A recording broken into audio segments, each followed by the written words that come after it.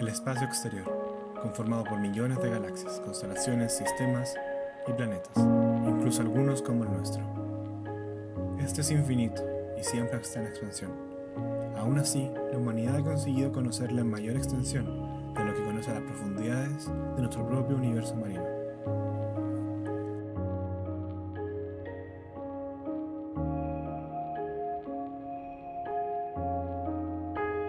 El océano, un vasto arrecife de la imaginación, con millas y millas por explorar.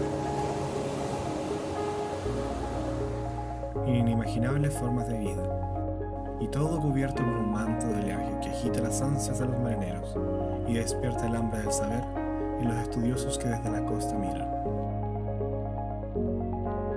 Publicada en 1870, dejando a un lado prudentemente los absurdos hechos científicos que contiene, esta novela es una de las más interesantes entre las más sugestivas de su extraordinario autor. El pretexto es la destrucción de un supuesto monstruo marino, que resulta ser un submarino llamado Nautilus, creado y capitaneado por el denominado Capitán Nemo, que significa nadie en latín.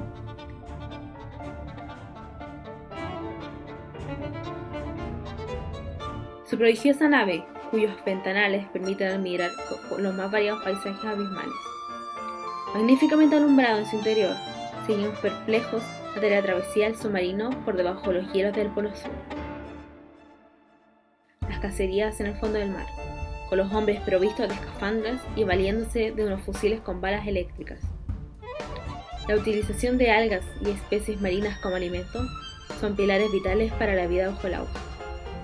Del Capitán Nemo no se cuenta ni una palabra, dejando solo adivinar que es un amargado alejado de la humanidad por algún agravio cuya pena no le abandona. Sin embargo, no deja de ser un antiguo, auténtico héroe romántico, marcado por un pasado trágico. Le acompañan en la narración, como prisioneros accidentales, el profesor francés Pierre Aronnax, su ilustrado criado Conseil y el arponero canadiense Ned Land. Había nacido en Nantes, en 1828. Como tantos otros, se trata de un abogado por influencia de su padre, quien abandona la profesión por la que ya no siente ninguna vocación por la pluma. Ya de pequeño, su imaginación desbordante saltaba de la escuela a rincones exóticos del planeta. Estaba haciéndose con la lectura de Daniel Defoe, Fenimore Cooper y Edgar Allan Poe. Al entrar en los círculos literarios de París, trabó amistad con Victor Hugo y Alejandro Dumas padre, que entonces eran los ídolos de Francia. Este último le animó para que siga sus pasos en el teatro, en donde estaban cosechando grandes éxitos. Pero el carácter observador y dinámico, junto a su espíritu activo y fantasioso, no cuadraba con las composiciones de tesis que le solicitaron, así que para subsistir y pagar la pensión, se vio la necesidad de escribir comedias y libretos de óperas que le reportaron escasos beneficios. En sus ratos de ocio se dedicó a estudiar profundamente geografía, matemáticas, física y astronomía. El entusiasmo por la zoología y la geografía acabó reflejándose en el libro de 20.000 leguas de viaje submarino, libro que contiene varios de estos elementos en abundancia.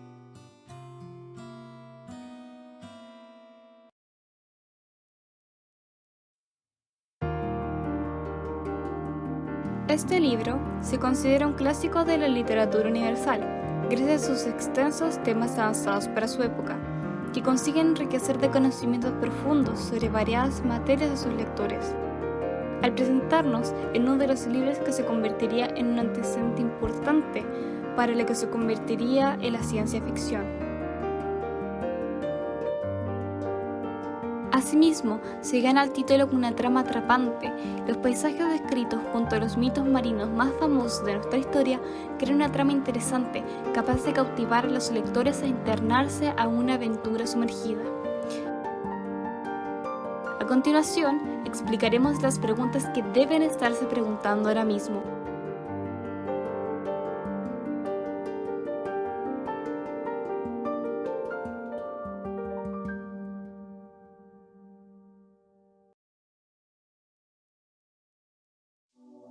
Pues bien, todos sabemos que un submarino es una nave capaz de viajar por debajo del agua.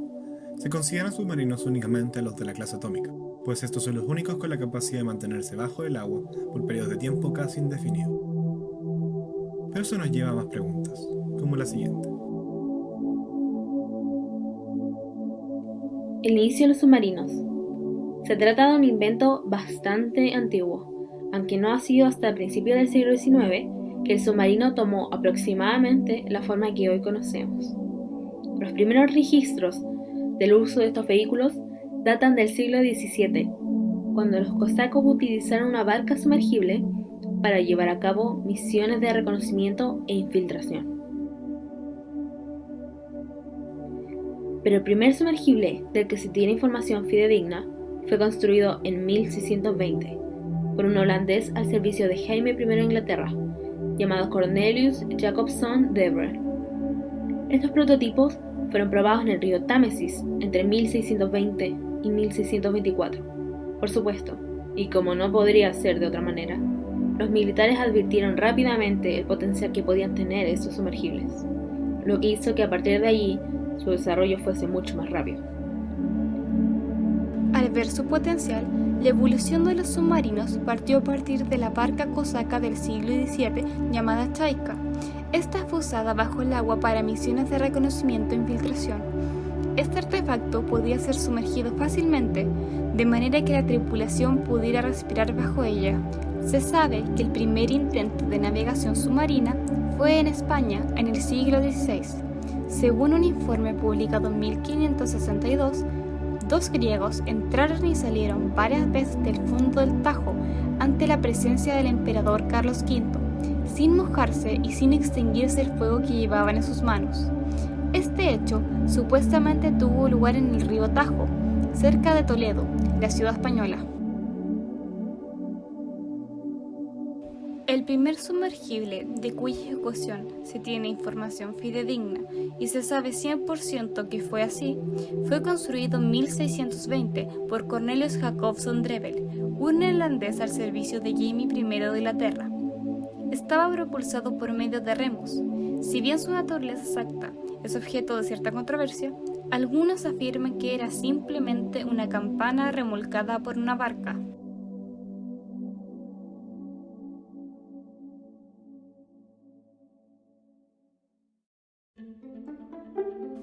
En 1775, David Bushnell diseñó el Turtle, el primer submarino usado en combate.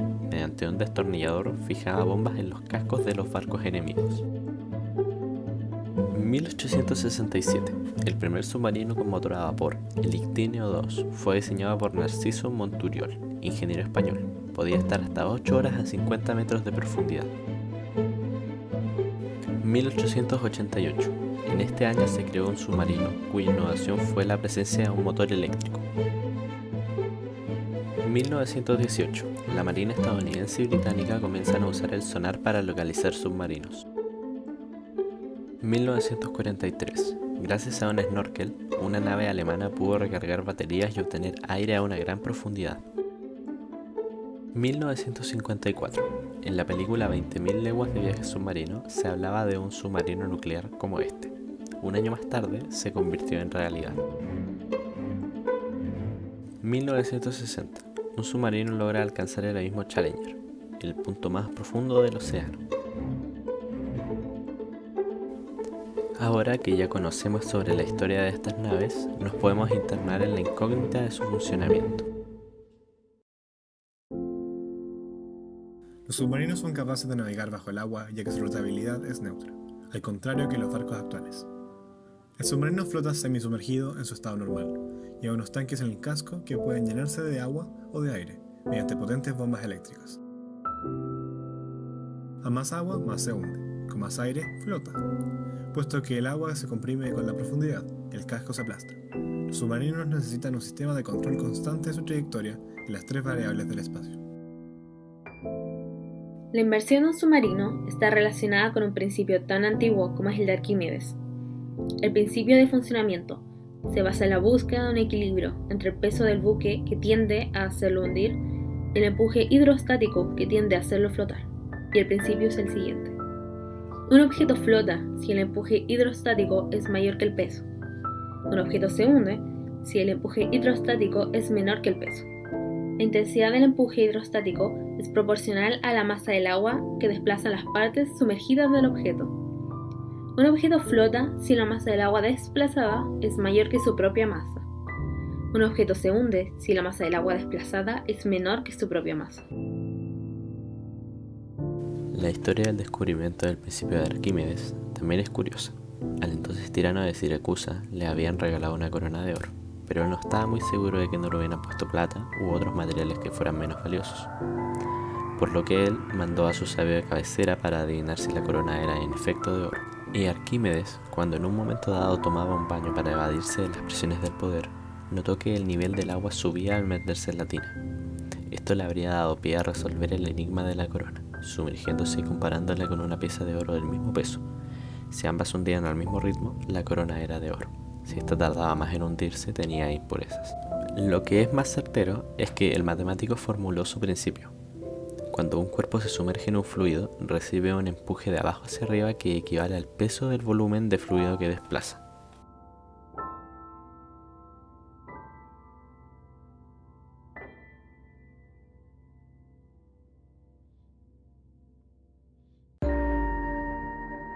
Este principio se empezó a utilizar al momento de diseñar los primeros submarinos.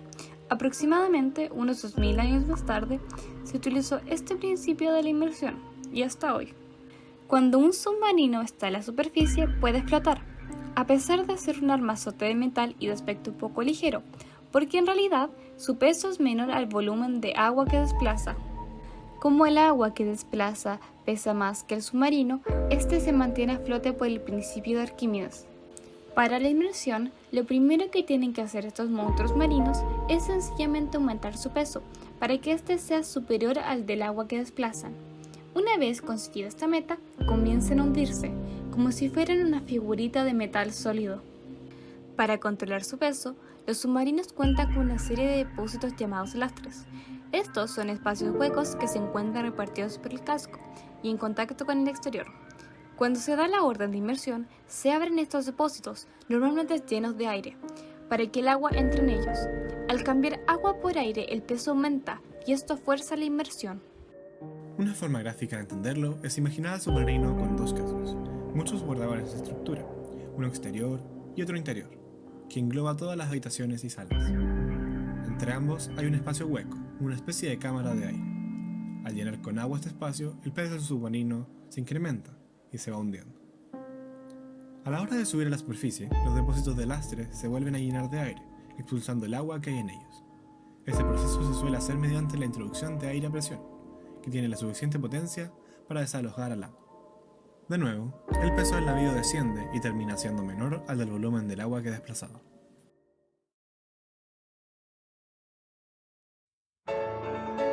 El autor de este libro nos presenta varios elementos de ficción, tales como esos mitos y leyendas bastante conocidas por aquellos valientes amantes del océano y sus misterios ocultos. La leyenda de la Atlántida es universal, y todos los pueblos del mundo aceptan como hecho la existencia hace milenios y milenios de este maravilloso continente, cuya cultura se dejó por escrito en vagos relatos de Homero y otros grandes escritores e historiadores de la antigüedad. Sin embargo, nadie hasta ahora ha podido ubicar con certeza el lugar del mar o de la tierra en donde estuvo la Atlántida, que aseguran fue un país de maravillas, de gran cultura y adelantos científicos. Se dice que la raza atlante desapareció para siempre tragada de forma inmisericordia por las aguas, en medio de un cataclismo espantoso, tan tremendo y destructor como el mismo diluvio.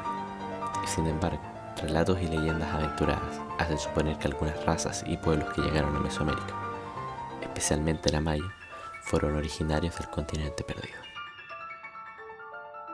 Este mito hace su gran aparición en el libro con su propio capítulo 9 de la segunda parte, con el título Un continente desaparecido. El 19 de febrero, el capitán Nemo invita al profesor Anoraks a una excursión marina. Así es como lo dirige a esta ciudad bajo el agua, donde recorren las ruinas de esa gran civilización y descubren sus secretos inundados. Es uno de los terroríficos mitos marinos más antiguos de los que se tiene noticia. Era un calamar o pulpo gigante, de más de 1 milla de longitud, que muchas veces era confundido por los marineros como una serpiente marina, pues solo se veía a su dorso. Esta criatura abismal era el terror de los marineros, que creían que más allá de los mares conocidos habitaban estos y otros singulares seres que daban miedo incluso pronunciar simplemente su nombre. Su primera referencia la encontramos en un manuscrito del rey Sverre de Noruega, fechado hacia 1180. De él se decía que era uno de los muchos monstruos que existían en el mar. Su tamaño era enorme, como una isla, y era capaz de hundir barcos. En el capítulo 18 de la segunda parte, los protagonistas se encuentran con cuevas de pulpos submarinas. Es entonces que se cuestiona la existencia de esa criatura de gran tamaño. Pero sin previo aviso, el Nautilus colisionó con un ejemplar de esta especie, por lo que comienza una pelea frente a frente para liberarse de esta bestia.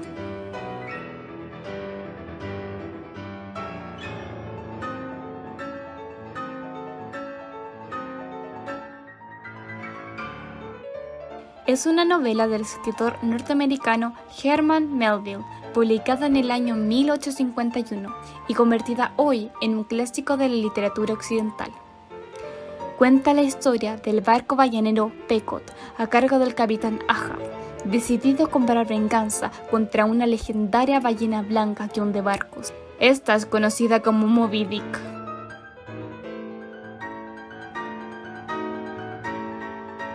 Al principio del libro, el Nautilus daña a una serie de barcos de forma accidental. Al no saber a quién atribuirle la culpa, la gente esparce el rumor de que un gran monstruo marino es el responsable de estos extraños accidentes. Así que un barco emprende desde New York para darle caza.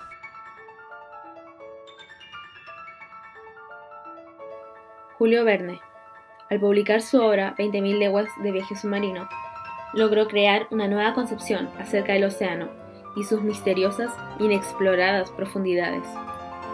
Nos entregó un nuevo punto de partida al escribir sobre un universo completo y complejo del que no se había investigado o profundizado anteriormente.